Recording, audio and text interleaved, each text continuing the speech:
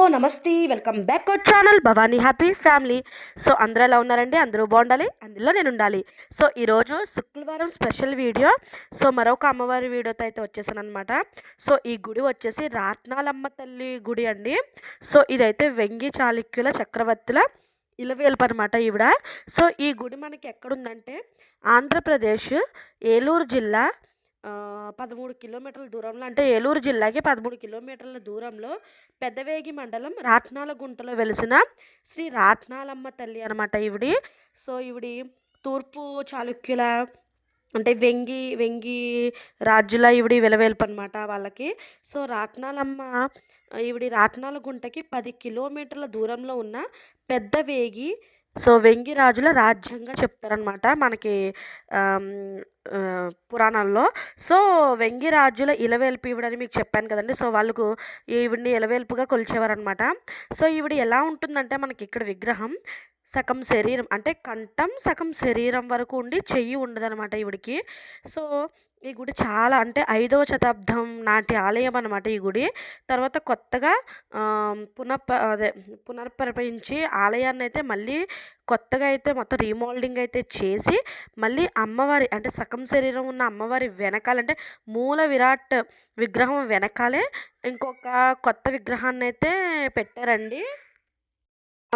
So మీకేంటంటే video కొంచెం క్లారిటీగా లేకపోయినా క్షమించండి. ఎందుకంటే ఆ గుడికి నేను వెళ్ళలేదు. సో మా హస్బెండ్ అయితే వెళ్ళారు. సో తనకి కొంచెం అక్కడ అంటే వీడియోస్ అవి తీనివ్వట్లేదంటండి. కొంచెం తీసిన మేరకు తీశారనమాట. సో ఇక్కడ ఏంటంటే మనకి అమ్మవారికి చైత్రశుద్ధ పౌర్ణమి నుండి అంటే 5 రోజులు ఉత్సవాలు జరుగుతాయండి బాగా చక్కగా. తర్వాత దసరాలో కూడా మన నవరాత్రుల్లో కూడా కలశస్థాపన చేసి అమ్మవారికి కుంకుమార్చనలు అయితే చేస్తారంటండి. సో ఆదివారం ప్రత్యేక పూజలు కూడా చేస్తారంట. అలాగే మనకి ఇక్కడ అమ్మవారికి ఆదిదేవుళ్ళు ఎవరంటే రుద్రుడు, అంటే మన పరమశివుడు, అలాగే విష్ణువు అనమాట. సో ఇక్కడ ఈ చుట్టుపక్కల, అంటే ఈ ఊర్లో అంటే రాట్నాలమ్మ గుడి ఉంది కదండి. సో అక్కడ చుట్టుపక్కల పసిపిల్లలు, అంటే ఎవరికి పిల్లలు పుట్టినా ఫస్ట్ అయితే అన్నప్రాసన అక్కడే చేస్తారంటండి. అలాగే వాళ్ళు అక్కడ పండించిన పంట కూడా చుట్టుపక్కల జనం కూడా ఫస్ట్ అమ్మవారికి ఎంతో కొంత, ఫస్ట్ పంట అమ్మవారికి ఎంతో కొంత ఇచ్చిన తర్వాతే వాళ్ళైతే యూజ్ చేసుకుంటారంటండి. అలాగే పాలు కూడా, అంటే ఏమన్నా గేది ఈనినా చేసినా సో ఫస్ట్ ఆవిడకి ఆ పాలు ఇచ్చి తర్వాత వీళ్ళు తీసుకుంటారంటండి. తర్వాత ఇక్కడ ఏంటంటే మనకి నిషేధం అయినప్పటికీ కూడా, అంటే మన కోళ్ళు, మేకలు, సో అవి అమ్మవారికి బలిస్తారంటండి. సో బుధవారం, ఆదివారం ఎక్కువగా అనమాట. సో అక్కడే చక్కగా వండుకుని అక్కడే అమ్మవారి ప్రసాదాలు అవి సేకరించి చుట్టాలతో గట్టా చక్కగా ఉంటారనమాట. అలాగే రూమ్స్ కూడా గట్టా అన్నీ కూడా అవైలబుల్గా ఉన్నాయంటండి. సో అంటే వాహన పూజలు ఇవన్నీ కూడా బాగా చేస్తారనమాట ఆ గుడి దగ్గర. అలాగే ఈ రాట్నాలమ్మ తల్లి చాలా మహిమగల తల్లి అనమాట. సో చాలా ప్రత్యేకమైన తల్లి ఈవిడి. ఏంటంటే అక్కడ మా హస్బెండ్ అయితే ఇక్కడైతే ఆటోకి పూజ కూడా చేయించుకున్నారండి. సో మా ఆటో అనమాట.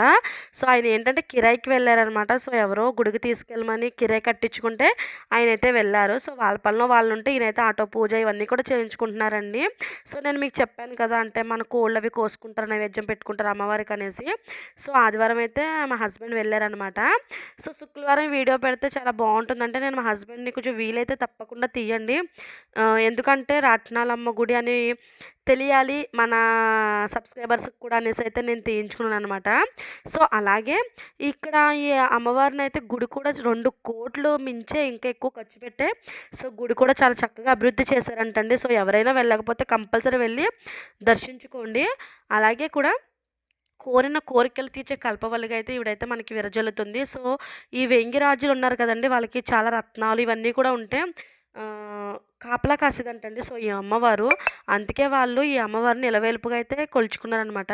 సో సగం శరీరం అవి అన్నాను కదా, అది ఏంటంటే గనక ఒకసారి ఇలాగే కాపలా అవి కాస్తున్నారు అనేసి దొంగలు గట్ట ఈ క్షుద్ర పూజలు చేయించి అమ్మవారి మీద ప్రయోగిస్తే, సో అమ్మవారి అంటే స్థూలంతో ప్రయోగిస్తే అది వచ్చి, సో అమ్మవారికి ఇట్లా పడగానే అమ్మవారు ఇలాగ తెగిపోయి, అదే అంతా కట్ అయిపోయిందంటండి. సో అమ్మవారు అయితే అప్పుడు చాలా అంటే ఇంకా ప్రళయం వచ్చేసి మొత్తం మండిపోతుంటే, సో అప్పుడు వెంగిరాజులందరూ కూడా శాంతించు తల్లి శాంతించు అనేసి రత్నాలతో గట్టా ఉన్నైతే అభిషేకాలు అయితే చేశారంటండి. సో అదే రత్నాలతో గట్టా ఆవిడని అభిషేకించారు. అప్పట్లో ఈ రత్నాలమ్మనే ఉండేదంటండి. సో, రాను రాను రాట్నాలమ్మగా అయితే పేరొచ్చిందనమాట.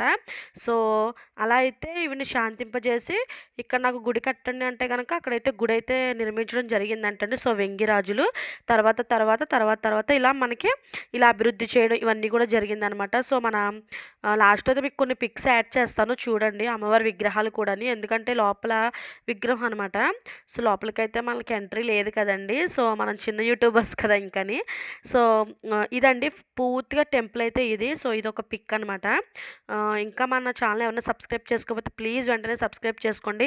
అలాగే పక్కనే బెల్ ఐకాన్ ఉంటుంది. దాన్ని టింగ్ మని ప్రెస్ చేశారంటే అలానే నోటిఫికేషన్ ఇచ్చారంటే నేను ఏ వీడియో పెట్టినా మీ వరకు చేరుతుంది. So, please subscribe our channel Bhavani happy family.